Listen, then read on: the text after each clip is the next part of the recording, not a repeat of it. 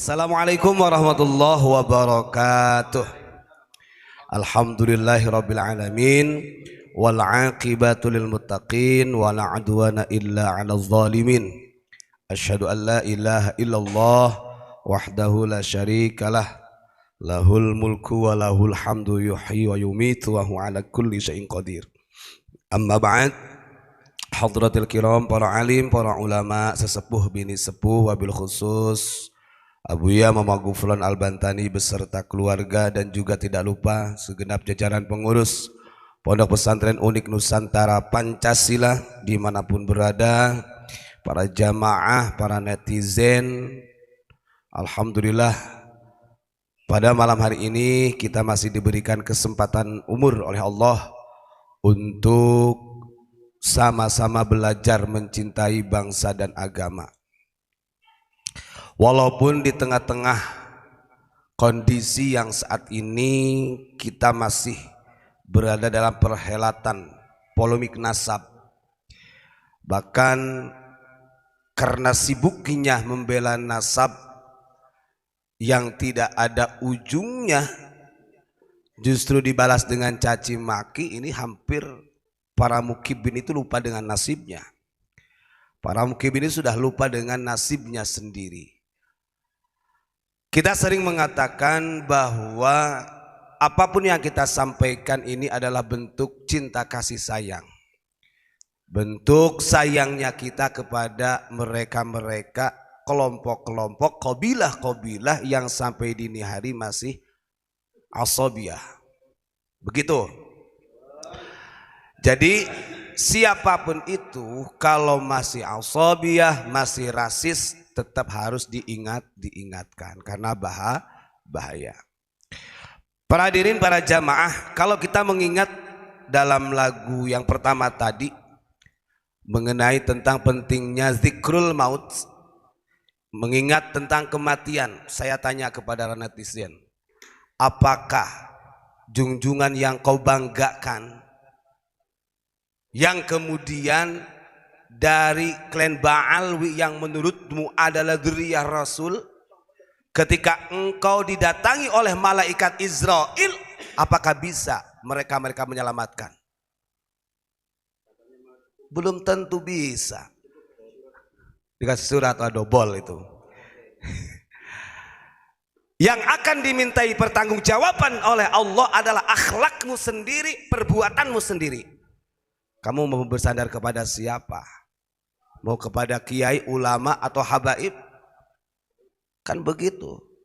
Yang jelas kita sering diingatkan oleh Abuya Mama Gufron. Kadang kita ini lupa, Pak. Terlalu bangga seolah-olah menuhankan mereka-mereka yang belum tentu kalau kamu mati datang ke tempat tahlilanmu.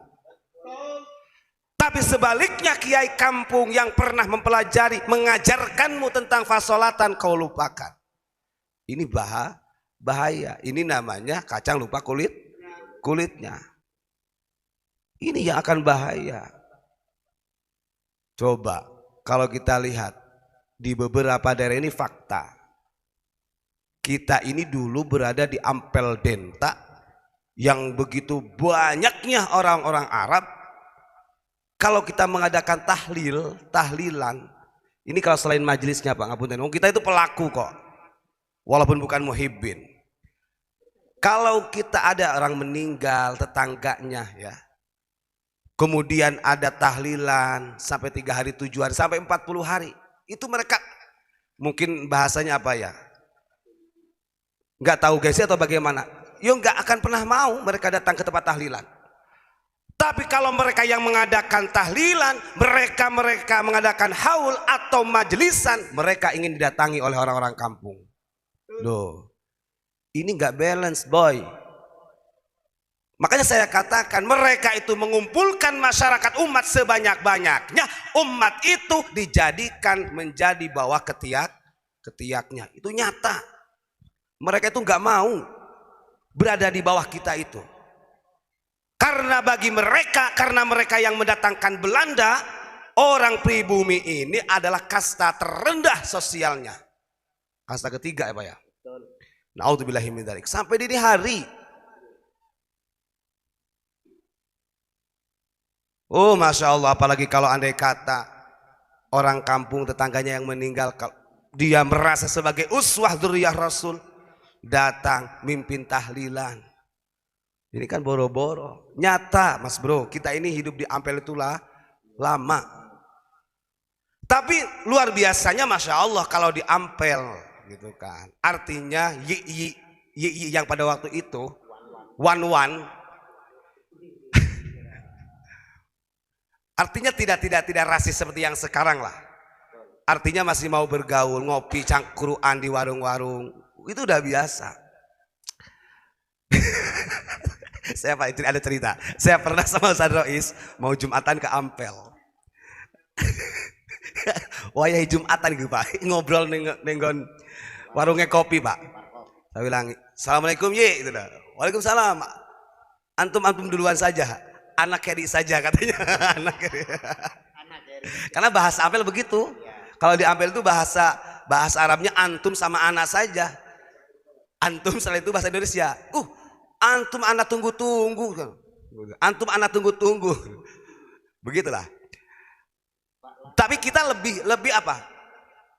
Lebih menjiwai dengan orang-orang seperti itu dibandingkan dengan orang-orang yang kemudian mengatasnamakan agama dia tabligh. Seolah-olah dia mencontoh akhlak baginda Rasulullah, padahal pada kenyataannya jauh dari akhlak baginda Rasul. Justru yang ada mereka menghancurkan nama baginda Rasulullah SAW. Apakah mereka nggak sadar? Kanjeng Nabi pernah mengatakan, man kadzaba alayya, barang siapa yang berbohong atas namaku, falyatabawwa maq'adahu finnar, tempatmu itu di neraka. Ini sedikit-sedikit kami adalah cucu Nabi. Sedikit-sedikit kalau ada yang kurang senang, wah kamu sama juga menghina baginda Rasul, kamu tidak akan pernah mendapatkan pintu syafaat. Emangnya syafaat itu kepunyaan para habaib, klan Ba'alwi? Enggak seperti itu caranya. Kita itu, nah ini Ustaz Imron yang saksi hidup. Ada sebenarnya ya, mungkin orang yang alim dari kalangan para habib, ada banyak juga. Tapi yang jelas kalau mereka alim, mereka tidak pernah rasis. Kalau ketika mereka itu rasis, berarti mereka justru menampakkan juhalnya, kebodohannya. Naudzubillahi min dzalik. Nah, ini yang harus kita waspadai. Bahaya membanggakan orang-orang luar.